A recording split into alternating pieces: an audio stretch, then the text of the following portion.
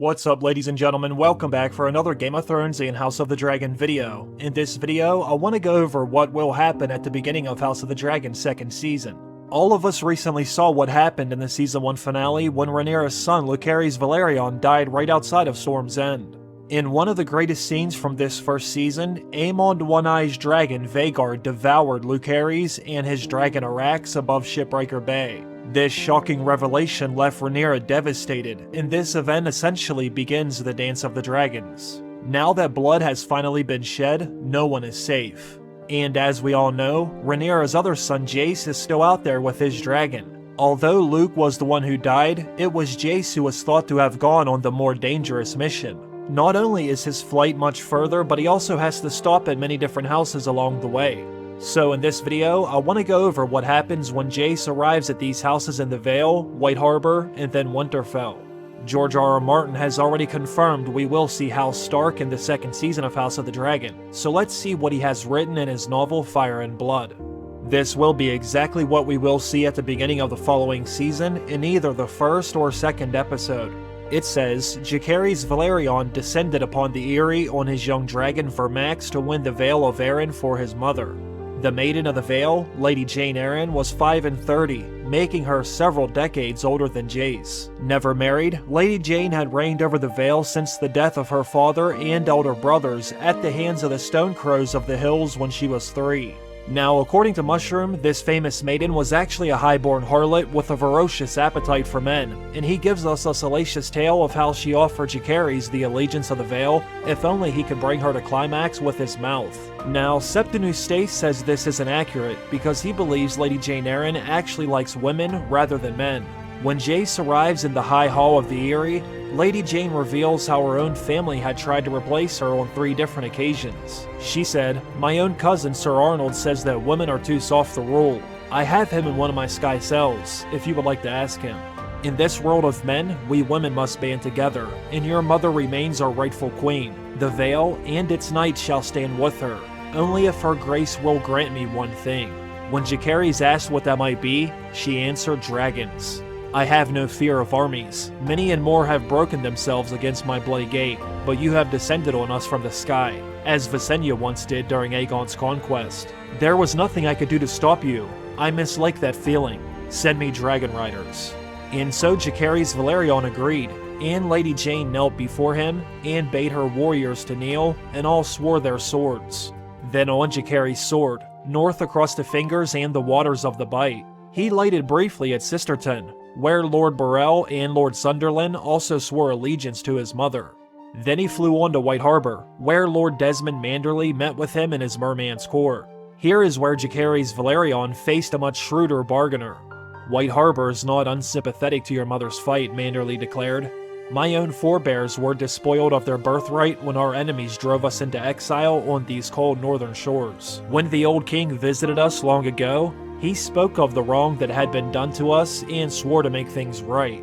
In honor of that, his grace offered the hand of his daughter Visera to my great-grandsire, that our houses might be made as one. But the girl died, and it was forgotten." Jace knew what this meant. Before he left White Harbor, an agreement was drawn up and signed.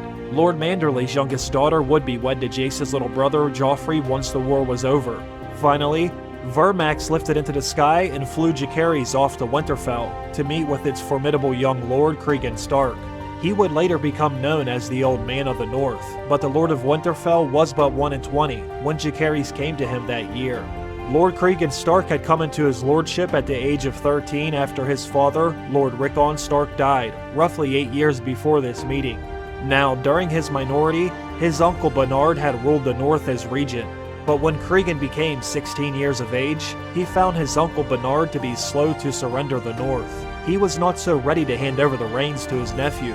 Their relationship grew strained, as the young lord became angry under the limits his father's brother set on him. Finally, a few years later, Cregan Stark rose up and threw Bernard and his 3 sons in cells, then claimed the North for himself. Soon after, he wed Lady Aera Nori, a beloved companion since childhood, only to have her die a few years later while giving birth to their son and heir, who Cregan named Rickon after his own father. Autumn was well advanced when Jace arrived in Winterfell. The snows lay deep on the ground, A cold wind was howling from the north, as always, and Lord Stark was in the midst of getting everything ready for the winter. Yet he still gave Jace a warm welcome. The snow and the ice and the cold weather made Vermax uneasy, it is said, so Jace did not linger long amongst the Northmen, but many different stories did come out of that short journey. Grand Maester Munkin says that Cregan and Jace took a liking to each other, for the boy reminded the Lord of Winterfell of his own younger brother, who had died a decade earlier. They drank and hunted with each other, and even swore an oath of brotherhood sealed in blood. Now this seems more credible than Septon Eustace's version, wherein Jacaerys spends most of his visit attempting to get Lord Cregan to give up his false gods and accept worship of the Seven. However, we must look to Mushroom to find what other accounts omit. His account introduces a young maiden, or a wolf girl as he dubs her, with the name of Sarah Snow.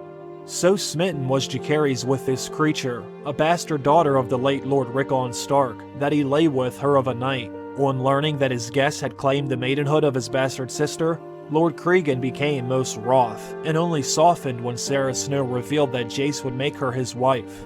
They had spoken their vows in Winterfell's own Godswood before a werewood, and only then had she given herself to him, wrapped in furs amidst the snows as the old gods looked on. This makes for a great story to be sure, but as with many of Mushroom's fables, it seems more of a fool's fevered imaginings than of historical fact. Jace had already been set to wed his cousin Baela since he was 4, and from all we know of his character, it seems most unlikely that he would break such a solemn agreement to shield the uncertain virtue of some half-wild, unwashed northern bastard.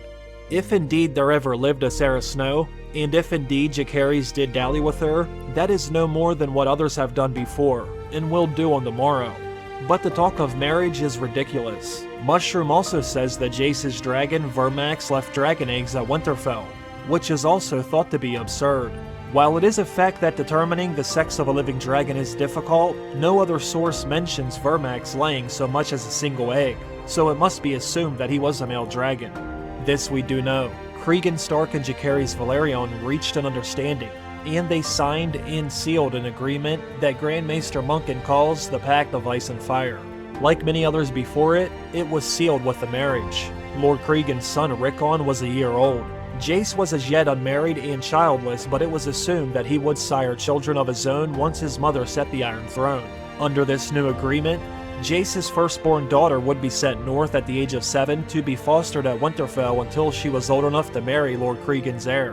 When Jacaerys Velaryon took his dragon back into the cold autumn sky, he did so with the knowledge that he had won over 3 major lords and all of their bannermen for his mother. Though his 15th name day was still half a year away, Jacaerys had shown himself to be a man, and a worthy heir to the Iron Throne. Had his brother's shorter and safer flight had gone as well, much bloodshed and grief might have well been avoided. However, we all know what happened when Lucerys and Aemon left Storm's End. Now all of you know what we should see happen at the beginning of House of the Dragon's 2nd season.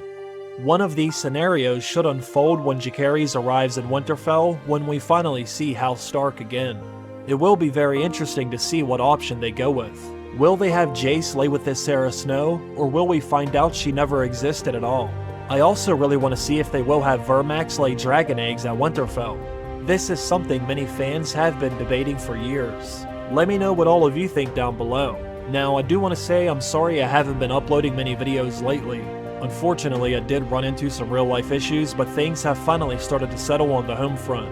Moving forward, my upload schedule should go back to normal. I still have a lot more videos heading your way. As always, I want to thank all of you for showing some love and holding me down. I hope all of you have a great day. I will see you again very soon. Bye.